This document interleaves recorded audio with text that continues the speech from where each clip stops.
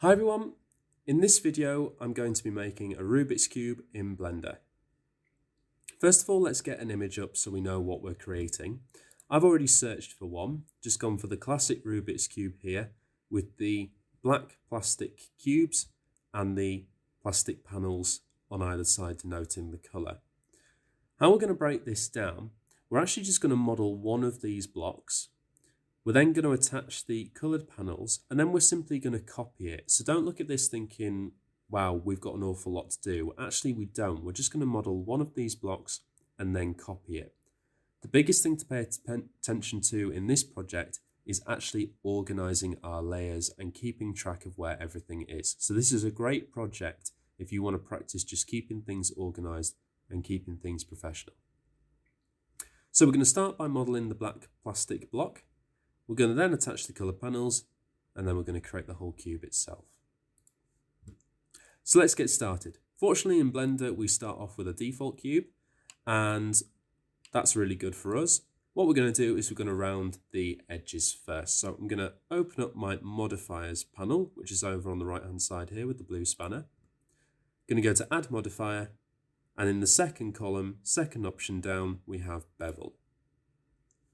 When I click on that, it bevels the edges automatically. There's two settings in the bevel modifier that we're going to be most interested in. First of all is segments. Currently it's just set to 1. If I use the arrow and click, you can see that we get much more detail and we get a more rounded surface. The amount that we're beveling, so the thickness of the bevel, is determined here. So if I increase that, you can see that our bevel increases. And I'm just going to take it up a small bit. Let's do maybe 0.14. Job done. If you're not a fan of the paneling, don't add more segments because that's going to slow your computer down and run the risk of Blender crashing. Just right click and go to shade smooth and that will fix that issue for you. It doesn't particularly matter because when we get to rendering, that'll all be cancelled out anyway. But if it does irritate you, there's a quick solution. Right click and shade smooth.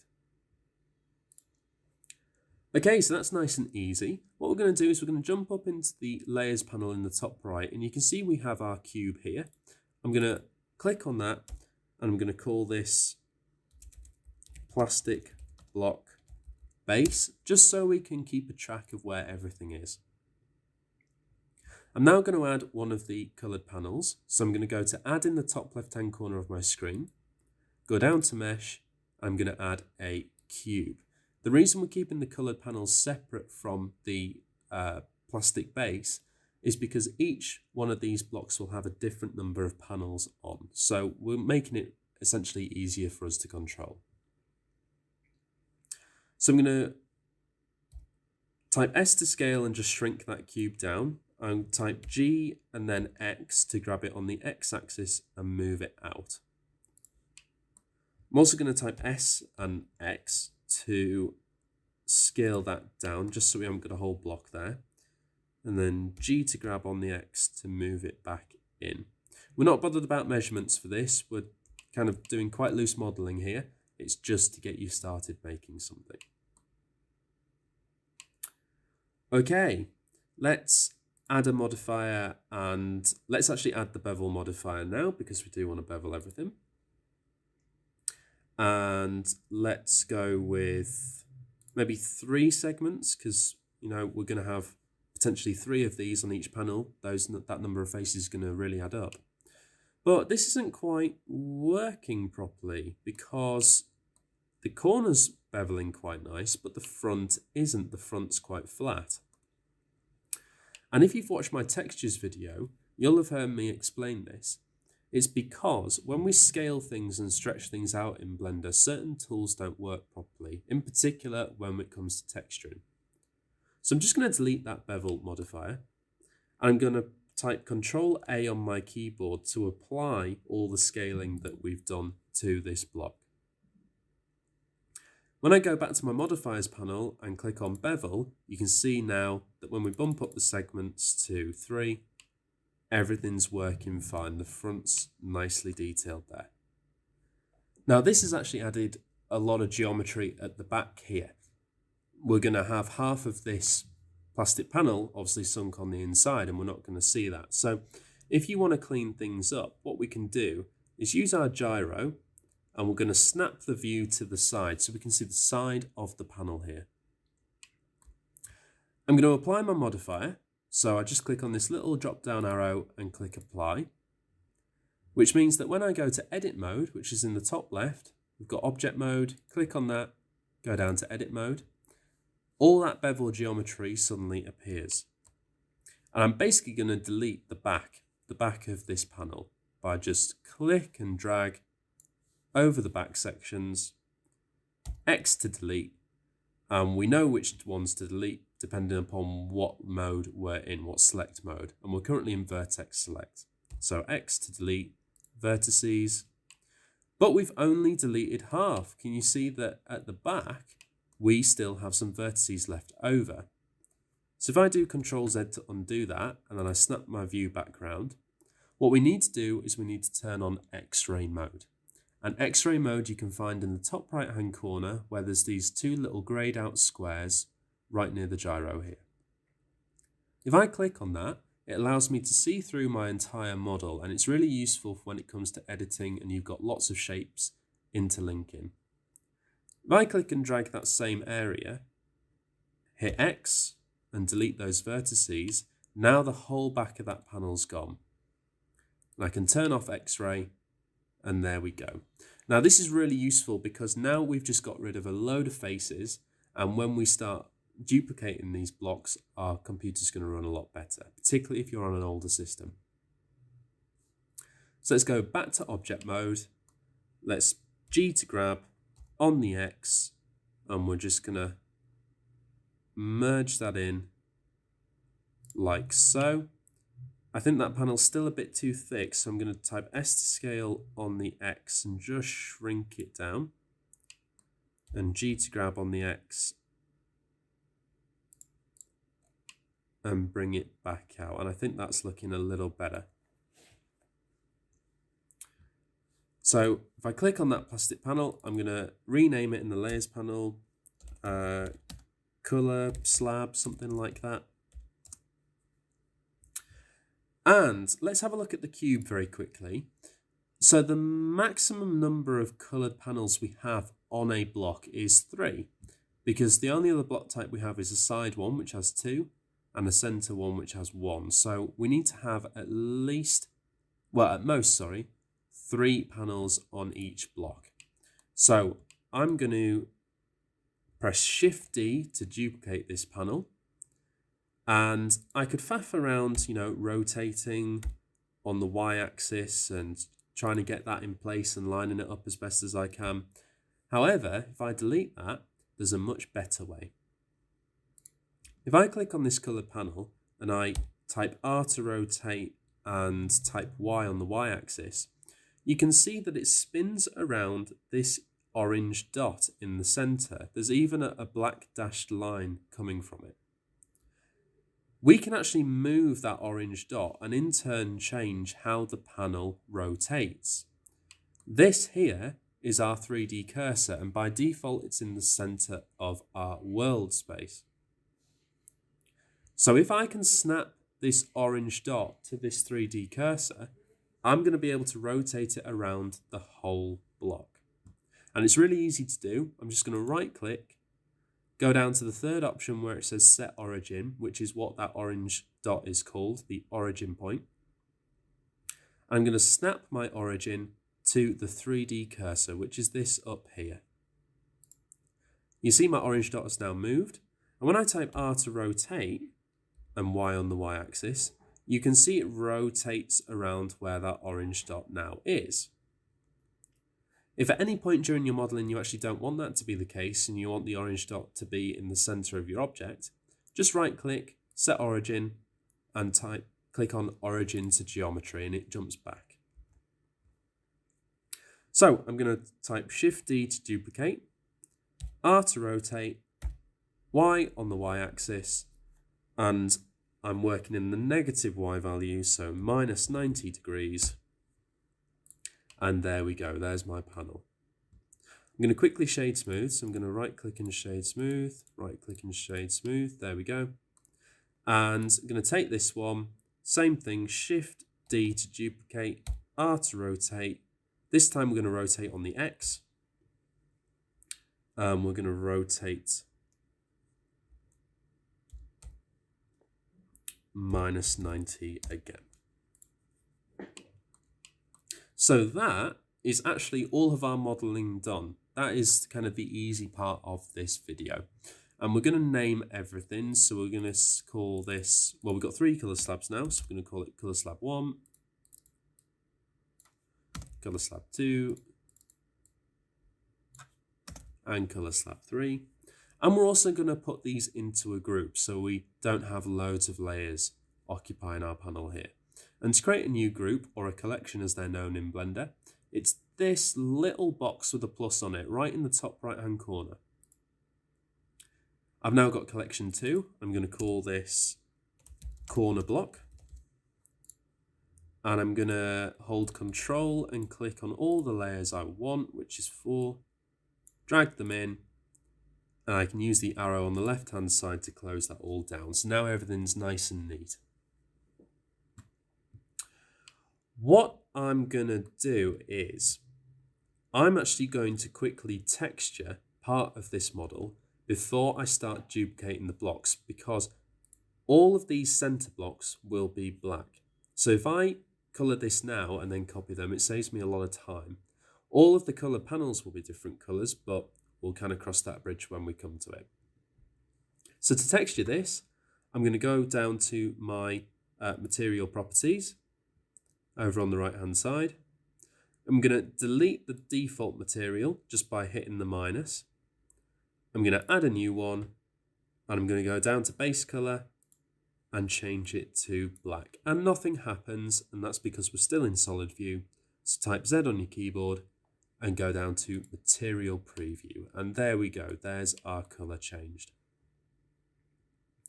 I want this to be slightly reflective, so I'm going to scroll down and go down to the roughness setting and bring that down to, let's say, about 0.1. Let's do 0.2.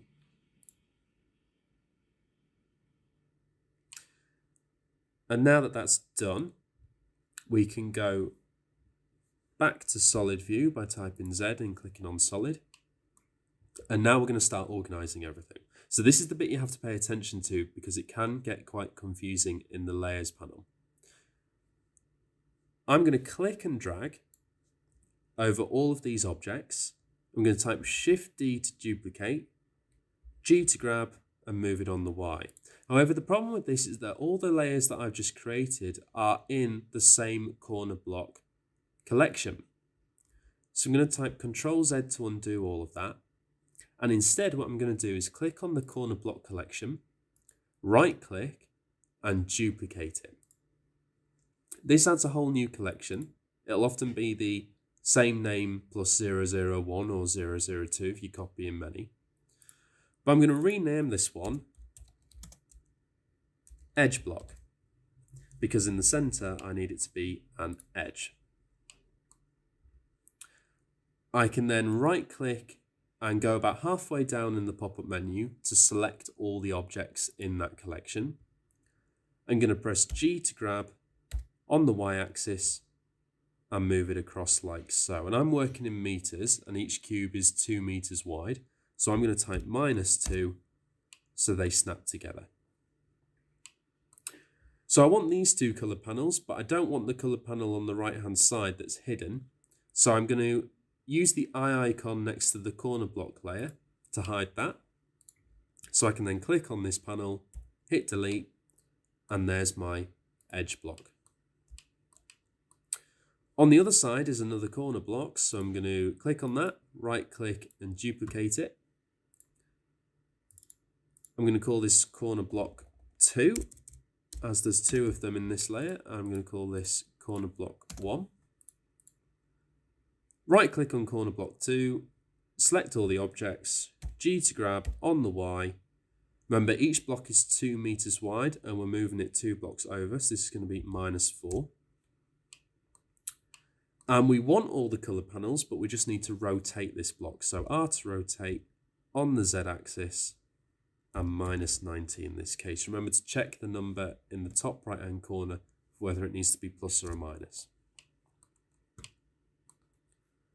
So if I type Z and go to material preview, you can see that that black block underneath has been copied over, so I don't need to waste time texturing all of those. Right, so that's one edge done. We're going to do the top layer, then we're going to do the bottom, and then we're going to do the middle. That's probably going to be the easiest way around it. Again, we're going to do a bit of organization, new collection, and we're going to call this row 1. And we're going to hold Control, select all those layers, and click and drag them into row 1. And you can start to see how everything's going to be nice and neat by the end of this. So we actually want to copy row 1, so right click and duplicate that collection. We're going to click on the new row, and this is going to actually be called row 3 because we're going to do the other side, not the center, the other side. Right click and select objects, G to grab on the X, and we're going to move them out -4. We want all those panels, but they're just flipped over, so R to rotate on the Y, -90, and there we go. There's our other side layer. We're going to click on row 1, right click and duplicate that collection. I'm going to call this row 2. Right click, select objects, G to grab on the X, move it -2. But now we need to delete some panels, so we need to hide row 1 and row 3 and delete anything on the side. So we need to delete that, that, and that's it. So there's our first layer done. Again, we're going to add a new collection. I'm going to call this layer 1. In fact, let's call it top layer. Might be a little easier to remember. Hit Control, select all those rows and pop them in. So this is top layer. The bottom layer is actually going to be identical. So we're going to click on that, right click, duplicate. I'm going to call this bottom layer. Right click, select objects, G to grab on the Z because we're dragging it straight down, -4, and then R to rotate, doesn't matter which axis, let's go for X, and 180 because we want to flip it upside down. And then click on top layer, right click, duplicate. We're going to call this middle layer. Right click, select objects, G to grab on the Z, -2. And same thing as we did with the middle row, we need to hide the top and the middle, bottom, and then delete the panels in the center there, and we haven't got any underneath. And there's our cube made. Now the real benefit of organizing everything like this, I mean, we've got 30 objects in the top layer, 30 in the bottom, and 21 in the middle. So that's 81 layers we'd have had if we hadn't organized these, and it would have been an absolute nightmare to edit. So not only have we condensed everything, but what we can do now is let's click on the middle layer, right click and select objects. I can now press R to rotate on the Z and rotate that whole layer, and we could actually do quite a quirky little animation. What we've actually done by organizing it like this is we can actually make this actually works. We can actually play with this Rubik's Cube. We're not going to do with that. This is a real basic introduction, so we're not going to mess about with any animation. We're now just going to focus on texturing. So you can see that our cube's kind of sunk through the grid here. I'm actually going to click and drag and select everything. I'm going to snap my view to the front, doesn't matter whether it's X or Y, just get it flat like this. G to grab on the Z, and I'm going to move it up like so. In fact, I'm going to move it up. No, I'm just going to move it up manually. I'm not going to do it by a certain amount. Let's maybe do it hovering, like so. I'm going to add mesh and plane, just so there's a ground, which will be good for when we're doing our rendering. Let's grab it on the X, grab it on the Y. There we go. Right, materials. Let's drag up our bottom panel, which is our timeline, and we're going to change this to the shader editor. So we're going to click on this little clock icon and go down to shader editor, the 6th option in the first row, column even. We're going to hover over our 3D workspace and type Z and go to material preview so we can actually see the colors we're making. So we need 6 colors. We need blue, green, yellow, red, orange, and white. So I'm going to click on one of these panels. I'm going to add a new texture. I'm going to rename it. Let's start off with blue. And then by zooming into either the principled BSDF here or the settings on the right hand side, all depends on what you prefer using. Let's go for the principled BSDF here. I'm going to click on the base color and I'm going to select a blue. I'm also going to make it a little shiny, so I'm going to bring the roughness here down to about 0.2. And then, instead of having to do that again, what I can do is click on each panel, and then instead of clicking on Add New, I can click on the little sphere next to it. And you can see we now have our blue material. And as soon as I click, it applies it. The bonus of this is that when you change the settings for one of them, it'll update all of them. So if I change the roughness to 0.1, it changes it for all of them. So let's quickly do that. Let's change that to blue, that to blue. All good practice. And there's our first side textured. Let's quickly jump back online and check the color arrangement. I think I was on this one. So the original Rubik's Cube. Going around the sides, we then have red and green. So this side's going to be red, so we're going to add a new texture. Click on the base color, change it to red. What did I change the roughness to? Roughness here is 0.1, so we're going to change this roughness to 0.1. And now I can change them all like so.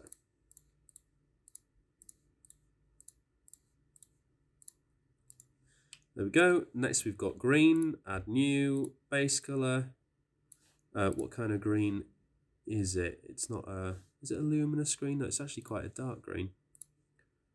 Might just bring that down a smidge, like so.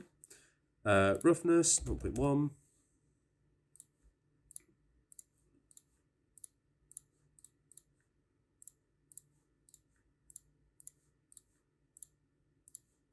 So thankfully, because we've got all that organization, this is all now really easy. And yes, you can do incredibly advanced things in Blender and you create the most wonderful effects. But if you're working as a team in a department and your layers are all over the place, it's going to be a real pain editing. So please do focus on organizing your layers. It will help your workflow. Next, we've got orange. So add new, base color, set to orange, roughness set to 0.1.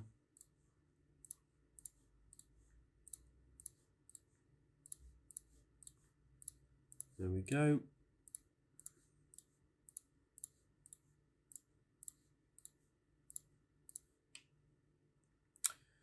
And then, does it matter which side is white and red? That'll have the, so the yellow will have the green on the bottom and the red to the left. Red to the left, so this is yellow.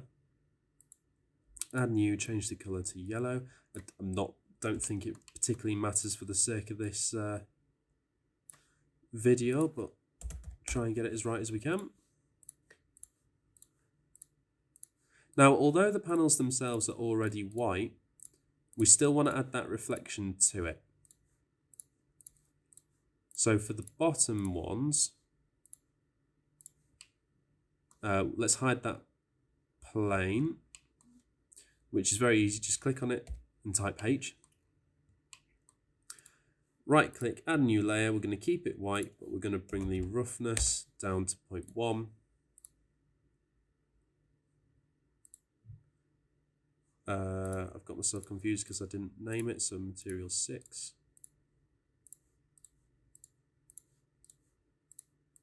Oops, material 5. Doesn't matter if you click on one by accident, you just change it. There we go. Alt H to bring anything you've hidden back. So there we go, there's our cube. And that's looking nice and jazzy. Let's maybe mix it up a little bit. So let's have a bit of fun. Let's click on the top layer, right click and select. R to rotate on the Z, let's do 90. Let's maybe click on the bottom one, right click and select objects. R to rotate on the Z.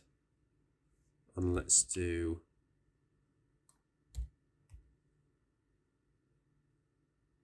should we do 45? Let's rotate on the Z. Let's do 180. Something like that. Let's maybe do the top layer again. Yeah, select those objects. R to rotate on the Z.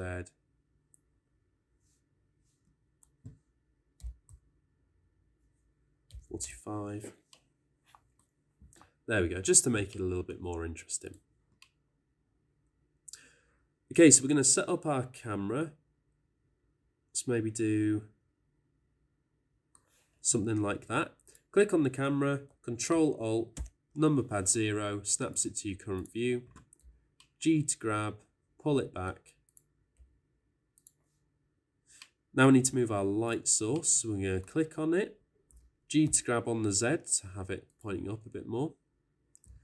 And in our light settings, currently it's set to 1000. Well, let's actually see what that looks like rendered. So let's snap our view back to our camera. Easiest way is just to click on our little camera icon on the right hand side. And we're going to type Z and then go up to rendered view. And that looks okay. We've got some nice reflections here. The bevel's working really well. I might bump up the power to about 3000. And I might also move it. So G to grab on the Y, just so we get a bit of that blue highlighted. There we go. Now we could render like this, nice and easy. Just go to render image. And there we go. And to save that, we could go to image and save as.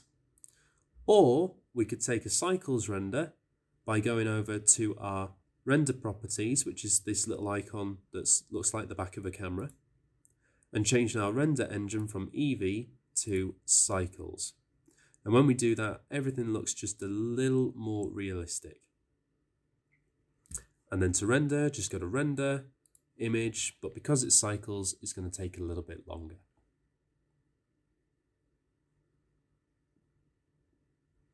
So I'm just going to let that render out, and then we'll see the final image once we're done. Brilliant, so there we have it. Our cycles render is complete. There's a few other settings we could change to get some of this noise out and to just improve the overall quality. But I think if you're a beginner, that's quite a good place to finish it. So there we go. There is how to create a Rubik's Cube in Blender.